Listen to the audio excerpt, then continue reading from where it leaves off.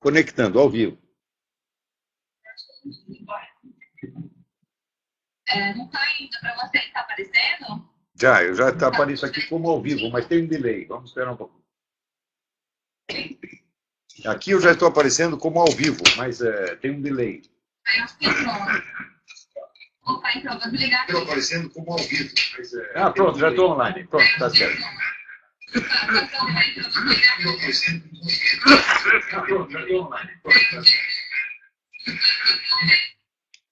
Então, bom dia a todos, sejam bem-vindos. Eu queria, antes de tudo, dar dois avisos. Em primeiro lugar, pedir desculpa pela minha voz, que não está muito boa, que eu estou tentando sair de uma gripe. E, em segundo lugar, nós podemos ter aqui algum problema de eletricidade, porque a eletricidade nesta região aqui é fornecida por uma cooperativa, uma invenção comunista dos anos 40, e nunca funciona. Qualquer chuvinha, coisa para. Se isso acontecer, vocês aguardem 5 minutos que nós ligamos aqui no gerador e restauramos a conexão. Espero que não aconteça. Muito bem. Então, quero agradecer ao Siman, à Escola Sem Partido e a todos os presentes por esse gentil convite. E vamos entrar, então, direto no nosso assunto. Nós continuamos usando o termo doutrinação, porque já é um termo consagrado de alguma maneira. Porém, as pessoas que ouvem essa palavra devem tomar cuidado de não interpretar no sentido de que o que se transmite nas escolas é uma doutrina. Quer dizer, uma doutrina é uma teoria, um conjunto coerente de teses sobre a realidade, que pode, então, vamos dizer, ser formalmente expresso e discutido. O que acontece nas nossas escolas já não é isto. Eu acredito que a fase mesmo da doutrinação já acabou faz muito tempo. O que eles estão usando agora é uma manipulação de comportamento que não passa pelo filtro da inteligência, e, portanto, não há doutrinação. Há uma indução de comportamento que não passa pelo filtro das ideias. Não é que o sujeito chega lá com uma doutrina, aqui temos o marxismo, o leninismo, a luta de classes, a revolução proletária, etc. Não é bem assim. O que se transmite é um conjunto de cacoetes, sentimentos, símbolos e atitudes que são impregnadas diretamente na conduta, sem passar pelo filtro do intelecto. Isso é muitíssimo importante. O processo está muito bem descrito no livro do professor Pascal Bernardin, que é o Maquiavel Pedagogo. Eu espero que todo mundo que tem algum interesse em educação deveria ler esse livro, que mostra as técnicas de manipulação psicológica que foram introduzidas nas escolas do mundo inteiro, praticamente, já há mais de 40 anos, e então, cujos efeitos vão aparecendo ao longo do tempo. A maior parte dessas técnicas são implantadas diretamente por organismos internacionais, como a ONU. Nós sabemos que a ONU está na mão de comunistas há mais de 50 anos, não é segredo para ninguém, e ela é eminentemente um órgão do anti-americanismo internacional. Isso aí não é bem uma novidade. Quanto, vamos dizer, aos processos de manipulação, é preciso ver que eles só funcionam porque eles cercam a sua vítima por todos os lados. Pelo lado da conduta, pelo lado da imaginação, pelo lado dos sentimentos, e através de vários canais. O cinema, a televisão, a música e finalmente, a educação. Quer dizer, a educação não é um caso isolado. Você tem, vamos dizer, um vasto fronte por onde a juventude, especialmente, é atacada e manipulada.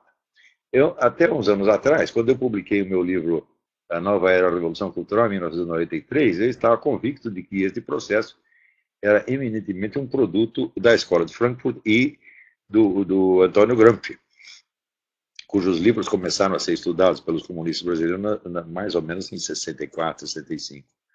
Mas depois eu aprofundei os estudos do negócio e vi que não, que o Gramsci praticamente não inventou nada. Toda a ideia do fronte cultural já tinha sido concebida por Stalin desde a década de 20.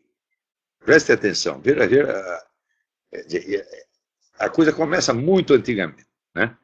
E tem a seu dispor o maior exército de militantes, colaboradores e profissionais que já se concebeu no mundo. O pessoal às vezes não mede. Quando eu digo o seguinte, a KGB foi a maior organização de qualquer tipo que já existiu no mundo. Comparada com a KGB, vamos dizer, o clero católico, a maçonaria ou qualquer outra organização de alcance mundial, é apenas um clube de bairro. Né? A KGB só ali dentro da União Soviética tinha 700 mil funcionários.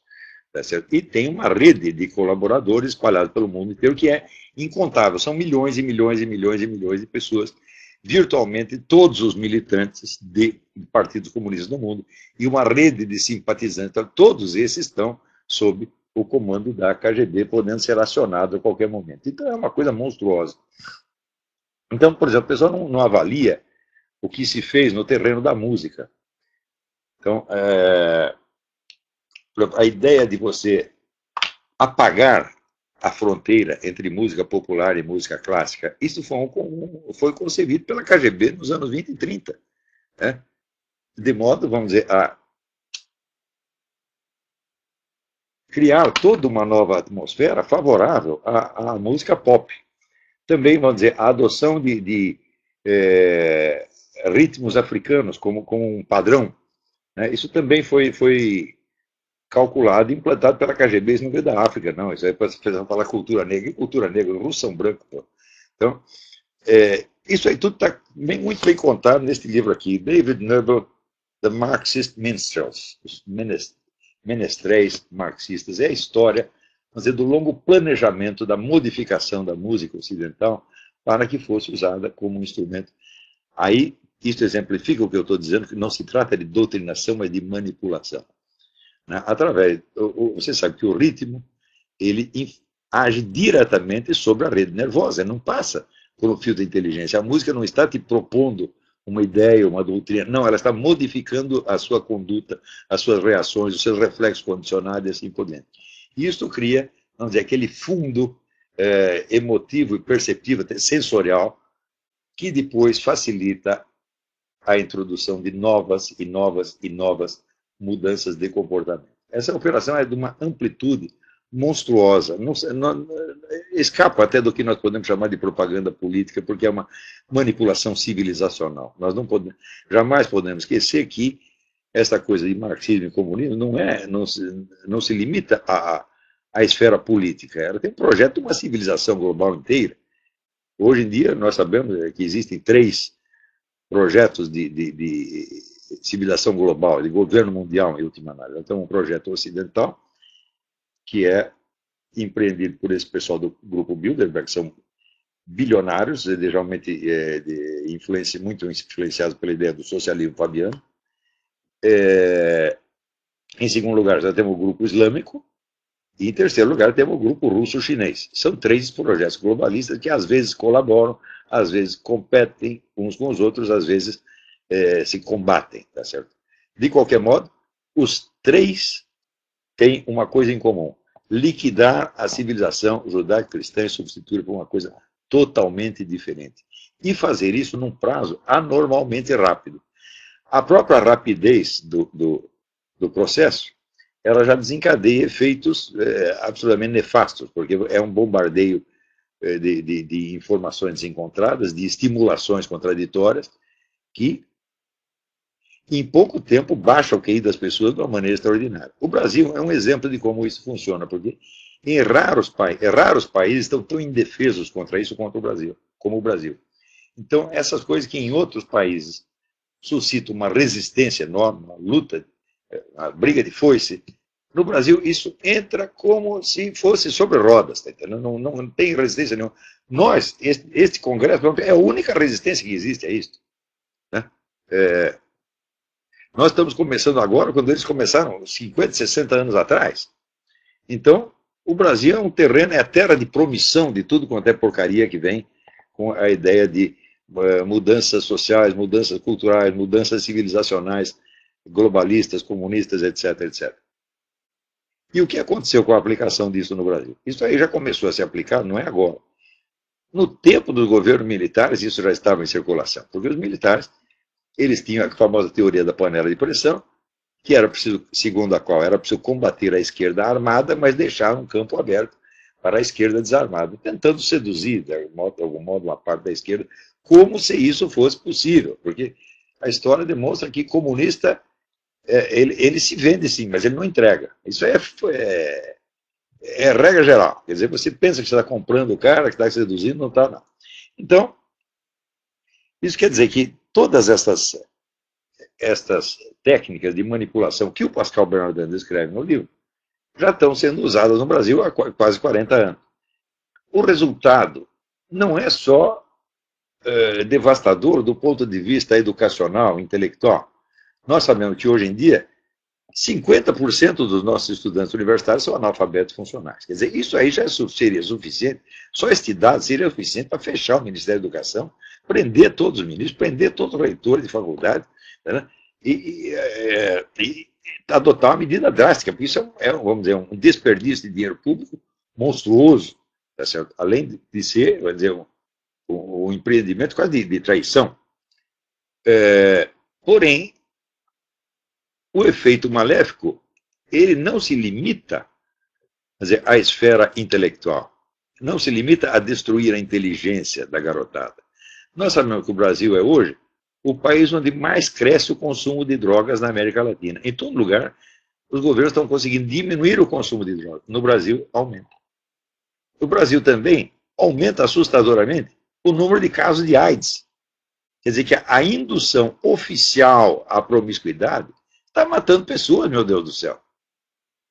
Será que, assim, quer dizer, o desejo de obter, de criar uma sociedade baseada no prazer é tão intenso que não se incomoda de que as pessoas que estão desfrutando do prazer vão todas morrer?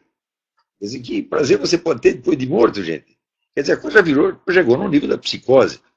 E, em terceiro lugar, você tem o fato da criminalidade crescente, que é praticamente incontrolável, tá certo? E incentivada claramente pelos vários governos. Não é do governo PT, não. Isso já começou no tempo do FHC. Vamos falar português, claro. Né? Então, foi no tempo do FHC que começou, por exemplo, a promoção do Comando Vermelho, com o lançamento do livro Um contra Mil, do William Lima da Silva, que era o comandante do Comando Vermelho, o chefe do Comando Vermelho, promovido e badalado pela OAB, pela Associação Brasileira de Imprensa e assim por diante. Então, este apoio não muito velado ao crescimento do banditismo, ele vem, evidentemente, de ideias que entraram no Brasil, essa sim através da escola de Frankfurt, sobretudo do Herbert Marcuse, de que a classe revolucionária não se constituía do proletariado, porque o proletariado tinha prosperado no capitalismo e se corrompido, mas se constituía, sim, dos marginais, prostitutas, bandidos, etc., e, paradoxalmente, estudantes. Talvez vocês não saibam, a importância desse Herbert Marcuse no mundo, a influência que esse sujeito deixou hoje, é um autor que não se lê mais, mas as suas ideias ficaram. E esta ideia, vamos dizer, do potencial revolucionário da criminalidade entrou tão fundo no Brasil que ela virou praticamente doutrina oficial. Nós temos hoje um monte de leis que favorecem abertamente o criminoso, atam as mãos da polícia, da autoridade e do próprio povo. Né? Se o povo reage contra um assalto, tal, então a vítima é que vai ser presa e processada. Nós sabemos que isso é assim. E isso não é uma exceção, isso é uma regra geral. Para vocês terem ideia do que é Herbert Marcuse, e vocês terem ideia da penetração dessas coisas no Ocidente, vocês viram, o primeiro serviço secreto que os Estados Unidos tiveram para operar no exterior, eles não tinham, hoje nós sabemos que existe a CIA, etc. Mas até a Segunda Guerra, os Estados Unidos não tinham nenhum serviço secreto operando no exterior. Então eles criaram o OSS, Organização de Serviço Secreto, que foi a primeira versão da CIA. Vocês sabem quem era o representante disso na Alemanha? Herbert Marcuse e a Escola de Frankfurt. Isso quer dizer que os espiões americanos que estavam atuando na Alemanha estavam sob o comando da Escola de Frankfurt e, pessoalmente, do Sr. Herbert Marcuse, cuja preocupação maior não era propriamente a guerra, mas impedir por todos os meios que, terminada a guerra, sujeitos antinazistas que fossem também anticomunistas chegassem ao poder. Eles fizeram tudo o que podiam para isso. Mas participaram, vamos dizer, ativamente da conspiração contra Konrad Adenauer, que, no fim, a conspiração falhou, Adenauer acabou sendo primeiro-ministro, mas eles fizeram o que podiam. E, nessa altura, quando Adenauer subiu, eles já estavam, o pessoal da Escola de Frankfurt já estava nos Estados Unidos. Isso quer dizer que quando eles vieram para os Estados Unidos, Colin Frankfurt veio para os Estados Unidos, foi em parte como pagamento dos serviços prestados na Alemanha, onde, sob o pretexto de desnazificação, eles cortaram tudo quanto é cabeça de anticomunista, enquanto puderam. Chegou uma hora que não deu mais. Mas nós sabemos até hoje, quer dizer, o poder deste pessoal avalia-se pelo seguinte, pelo destino do Helmut Kohl. Helmut Kohl foi o criador da nova Alemanha, a quem os alemães devem a reunificação do seu país, foi o maior estadista alemão desde Bismarck, e tão logo ele obteve a sua vitória, ele obteve aquilo que queria, acabaram com a carreira dele na base de acusações, intrigas, etc., jamais provado, mas acabaram com a carreira do homem. Então, quer dizer, ele pagou pelo bem que fez. Então, estas coisas dão para vocês uma ideia, vamos dizer, da amplitude, da penetração dessas forças. Se você estuda, por exemplo, aqui, a história dos Estados Unidos, você vê que durante a guerra, durante a Segunda Guerra, o governo americano, ele foi, vamos dizer, um instrumento da União Soviética o tempo todo. Ele só favorecia a União Soviética. Boicotava os seus aliados, boicotava os ingleses, boicotava todo mundo para favorecer a União Soviética. Era uma coisa absolutamente desavergonhada. E quando alguém se levantava contra, eles faziam tudo para queimar a reputação do jeito, como fizeram o general Patton e muitos outros. Então, naquele tempo, logo depois da guerra, surge o negócio do Comitê sobre Atividades Anti-Americanas, chefiado lá pelo senador Joseph McCarthy. E o Joseph McCarthy disse que havia 52, ele não usou o termo agente soviético, ele usou o termo riscos de segurança. 52 riscos de segurança. Por causa de ter falado em 52, foi chamado de teórico da conspiração, acabaram com a reputação dele, e o sujeito morreu, né, derrotado, bêbado, acabado. Hoje, depois da abertura de vários arquivos da Europa Oriental, nós sabemos que os agentes infiltrados no governo americano, nos altos postos do governo americano, eram mais de 1000. Né? Inclusive Harry Hopkins, que era o presidente de fato, porque ele era o conselheiro direto do Franklin Roosevelt, numa época que Franklin Roosevelt já estava completamente PH e fazia tudo o que ele queria. E o Harry Hopkins era um agente soviético, profissional, assim como ele, muitos outros, Alger Hiss, William Dexter White, muitos outros. Então, nós podemos dizer que a política exterior americana foi conduzida por Moscou durante muitos anos. E, evidentemente, os envolvidos nisso quiseram depois varrer a sujeira para baixo do tapete e conseguiram, durante 50 anos, manter isso aí ignorado da população. Só hoje é que começa a aparecer isso, graças aos documentos, né, da Tchecoslováquia, da Hungria, que começam a aparecer os nomes, as conexões, etc, etc. Então, vocês imaginam que organização que é capaz de penetrar no governo americano e determinar o rumo da política exterior americana, tomar o Brasil parece é como tomar um doce da mão de uma criança, é a coisa mais fácil. Não há resistência, você não tem sequer uma intelectualidade preparada para compreender o fenômeno, quanto mais para tomar alguma atitude contra.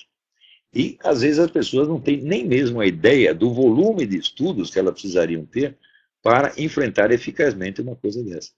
Um dia, por exemplo, eu coloquei num artigo meu uma bibliografia mínima para você se informar do que é o marxismo e o movimento revolucionário nas suas várias dimensões. Aquilo é um programa de leitura para 5 anos.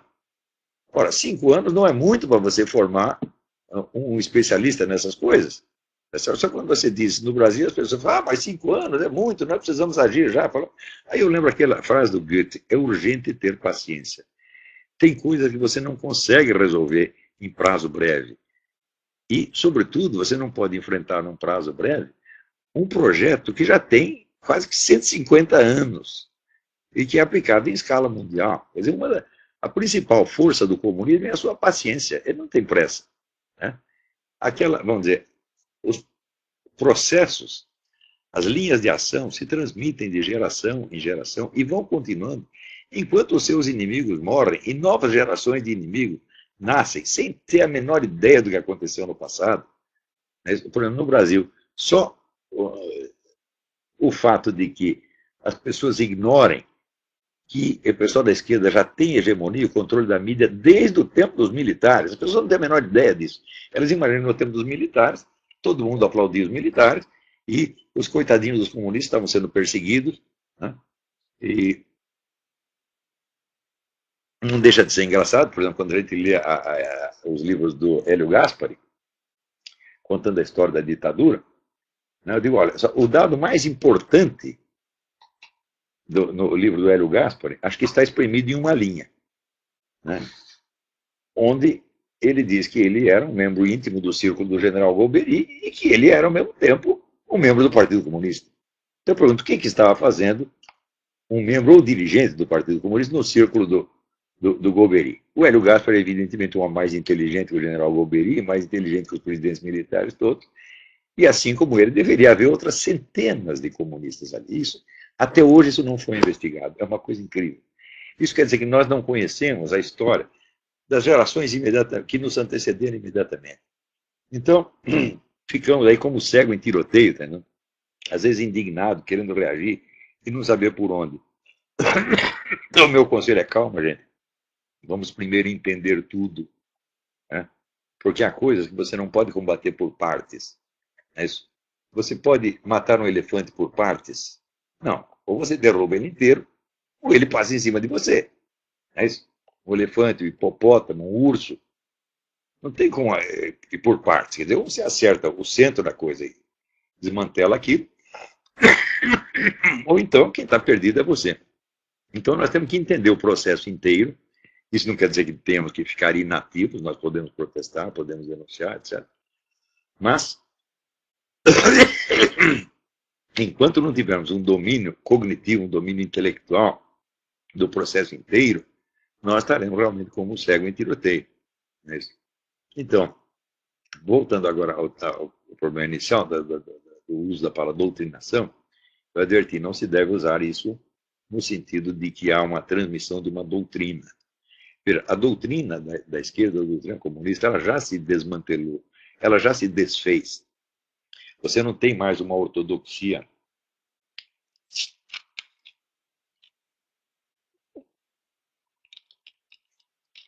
pronta, arrumadinha e condensada em manuais, como tinha no tempo, nos anos 50, 60.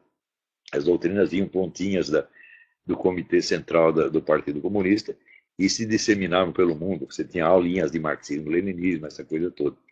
Então você tinha muitos militantes prontos para repetir a doutrina exatamente uniforme. E,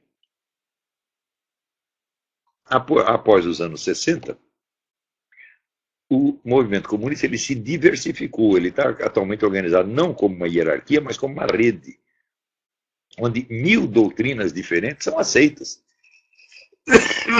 E essa mesma mixórdia ideológica facilita o crescimento do movimento, porque as pessoas aderem sem nem precisar saber a quem estão aderindo. Estão aderindo, vamos dizer, a um estado de espírito, a uma comunidade de sentimentos, a um grupo de referência e não a uma doutrina. Tá certo? Então, eu sugiro que vocês leiam o último artigo que eu publiquei no Digesto Econômico, sob o título A Destruição da Inteligência, onde eu explico mais ou menos o seguinte. Todo e qualquer aprendizado humano começa com a imitação de alguma coisa. A criança começa, por exemplo, a imitar os seus pais para aprender a falar. Porém, a imitação funciona porque você imita uma coisa, depois imita outra, depois imita outra, depois imita milhares de coisas diferentes. E com esses vários fragmentos de imitação, depois você compõe o seu mundo próprio. Mas, se você durante anos a fio é induzido a imitar sempre os mesmos cacoetes, trejeitos, sentimentos, reações, com medo de que se você falhar em imitar isso, você será rejeitado pelo seu meio e eventualmente terá destruída a sua carreira universitária, então a sua capacidade de imitação criativa acabou. Você já está imbecilizado, a sua mente está paralisada aos 20 e poucos anos. E é isso mesmo que está acontecendo nas nossas universidades. Não é preciso dizer, como eu já disse, que o efeito disso não se esgota só na deterioração intelectual, mas entra na deterioração psicológica, moral, etc. Eu não tenho número atualizados, mas do mesmo modo que o consumo de drogas, a criminalidade e a AIDS está crescendo no Brasil, certamente a doença mental também está crescendo. E, em última análise, tudo remete a este fenômeno que nós estamos mencionando aqui. Então, era isso que eu tinha a dizer. E muito obrigado a todos.